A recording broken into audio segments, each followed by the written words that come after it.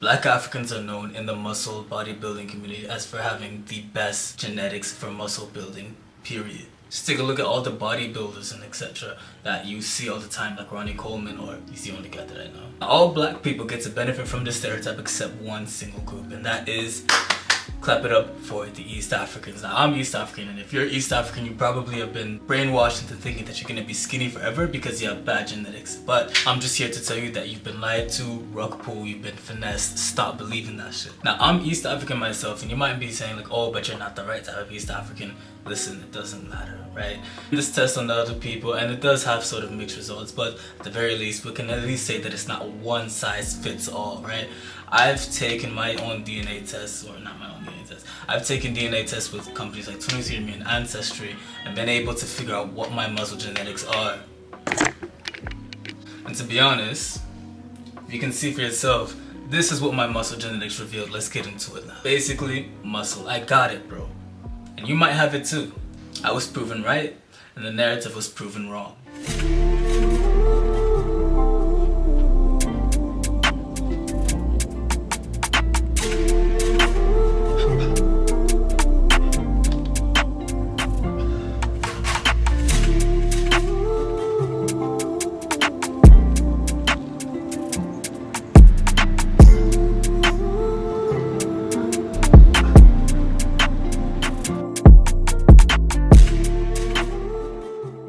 So long story short, I've taken a DNA test with 23andMe and Ancestry, and basically they have this thing where they give you this thing called a raw data file to basically cut all the nerd stuff out for you. It's basically a file with all of your genetic information in letter format in a file that basically you can get requests from the company, you can download, whatever, right? I made a program that takes this file and looks at your muscle genetics and fitness related genetics exclusively. And if you're interested in that, it will be the first thing in the description and you'll be able to get access to it. It will be my school community.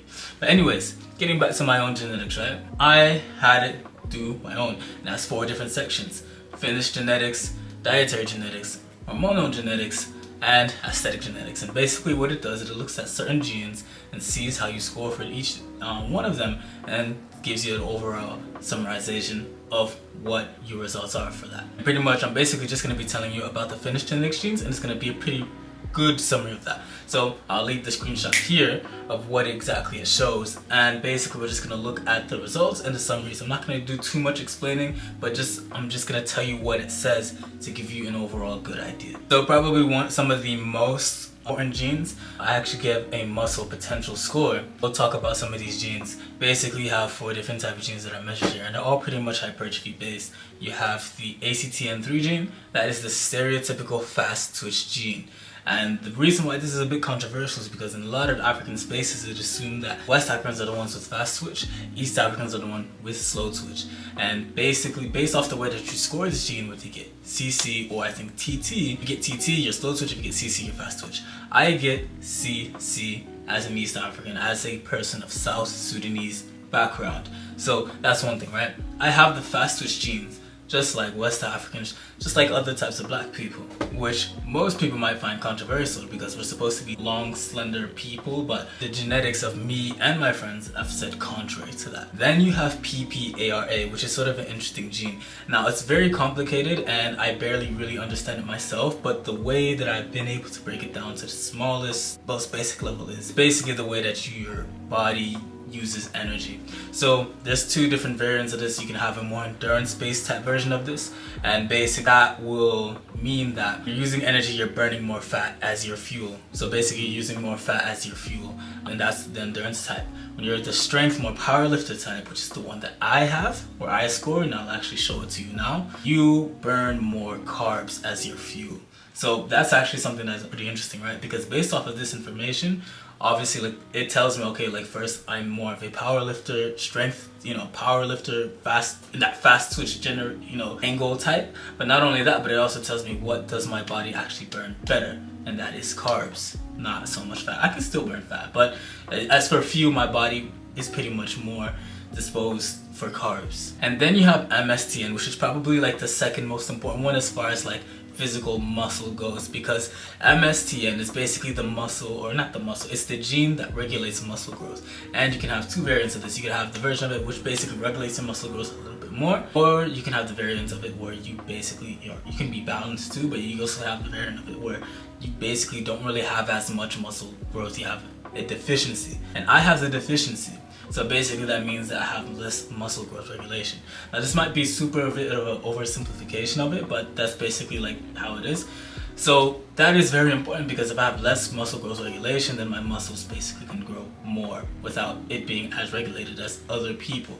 And I guess that's something that you kind of see. I'm not the biggest guy in the world. I have been working out in the gym for a bit, but very, very important, because again, like all of my genetics, not all of my genetics, but as far as hypertrophy goes, I'm pointing in a very good direction for, you know, muscle building and aesthetic genetics. So it's not just that black people have good genetics, and it's not that it's just good for West Africans, but also you can see based off of this, bro, it's also great for East Africans as well. The last gene is called the ACE gene within this pie chart or circle chart of this muscle genetic score, whatever, or potential score.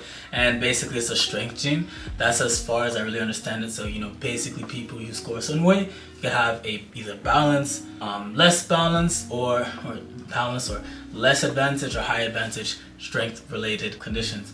And I have a more balanced view, so that's probably the only place where I kind of score neutrally. When I take my ancestry DNA file though, it gives me the advanced benefit, or the what's it called? Yeah, like I have like a strength advantage basically, which gives me 100% instead of 87, which I get with the 23andMe file. But basically just looking out for those 4 genes, I score pretty high on the muscle potential score, within around 87 to 100%. And so that basically tells us that as far as hypertrophy goes, East Africans, especially me as a black guy, surprise, surprise, surprise, if you weren't really familiar with the whole East versus West African thing, yeah, I have like the stereotypical black guy genetics, because I have an advantage at basically all of these things. But there's more, so let's get through it. Just to look at a few other things within my finished genetics areas, it says basically intermediate enzyme activity, so that's the ACE gene, balance. You have fast twitch muscles, you have moderate fat burning efficiency, pretty good to know. You have a higher flexibility, okay, cool to know. Then also lower inflammation, faster recovery, and reduced DOMs. But there's another gene related to inflammation where it shows I have slower recovery as well. And that's basically like the amount, you know, inflammation you get after working out and how long it takes you to recover between that. So kind of getting mixed signals. The overall summary of my basically fitness genetics are that I have fast twitch pyro bias, myostatin deficiency, so high hypertrophy potential, and then I also have a slightly higher tendon injury risk, but more flexible, more collagen cross-linking, standard injury risk, and then lower inflammation, may recover faster between sessions. So again, that's sort of like the balance, or you know what I mean, kind of contradictory data there. Now here's the thing, although those are my muscle genetics, there's a lot more that goes into like building like a good physique, or just getting a, building a good physique, whatever. Then this bird is like hopping. It's funny, but you know, there's a lot more that goes into it than just having good genetics. There's a lot more to your fitness journey than just good genetics. Although it's real, like there's other stuff that actually matters, and pretty much, yo, if you all know, I'm walking outside. I'm about to go and work out and do the gymnastic rings, and I just wanted to say, bro, like people might think like genetics are like as important as genetics are. The most, like the 80% of just what it comes to like building a physique, like it doesn't come back down to like your genetic or your ethnic background. Like it really just comes down to just doing the work and doing the workouts, eating a clean diet, and getting enough sleep. Like those are like the most basic things. Like honestly, like to be worrying about genetics, I've never really been the type to really do that. I mean, you can say like, you know, it's coming from a privileged position, because I'm like black African, you know, so it's like, oh, you know, you have it good, you know, you're supposed to have good genetics, and maybe so. Honestly, I think the journey is a lot more fun when you just focus on the things that you can control. I'm 5'11", I'm not like 6 foot, you know, I don't really, you know, like I still look at, I still look at taller guys, right? I might still be considered tall, but I look at taller guys and still, you know, get a little bit jealous. But honestly, if you just keep the mindset of just, I'm gonna control whatever it is that I'm gonna control, whatever it is that actually is in control, which is how much work I put in, the fact that if I just keep lifting, I keep going on this journey, I'm gonna build muscle. Yeah, you know, it's a pretty good day outside. This is what it's looking like. I am so tired. I'm carrying so many things inside this bag, and this like camera is such a like weird one.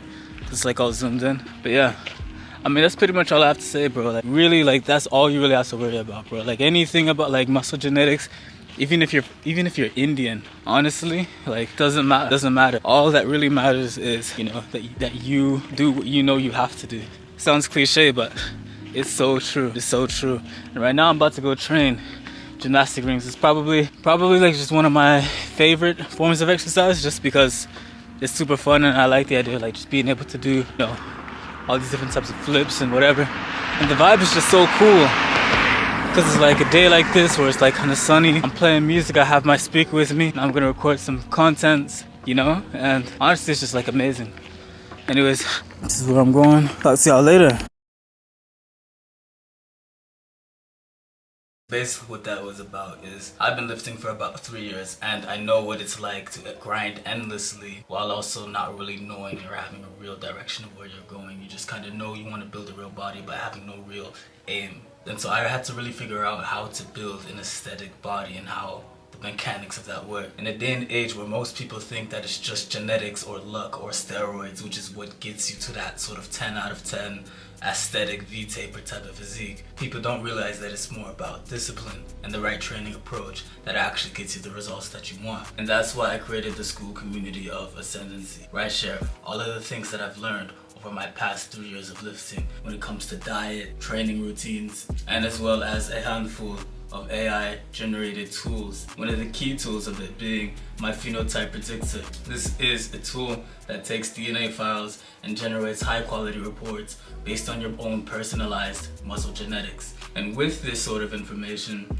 we use that to build you a tailored fitness plan that will work for you long term and get you the results that you're looking for. This personalized PDF that you'll receive from this tool will give you information about your general health, muscle genetics, as well as hormonal traits and aesthetic traits as well. And even if you haven't taken a DNA test, since this community is in its early stages, I'll be able to work with you to build you a custom personalized fitness plan. We also do weekly calls to check up and do discipline, make sure that you're actually following the plan, and as well as a refund at any time if you're not happy with the services. So if that sounds interesting to you and you're really thinking about taking the next step into doing that and taking this seriously, hit that first link in the description. There you'll be taken to my about page and you can get started today. That being said, peace.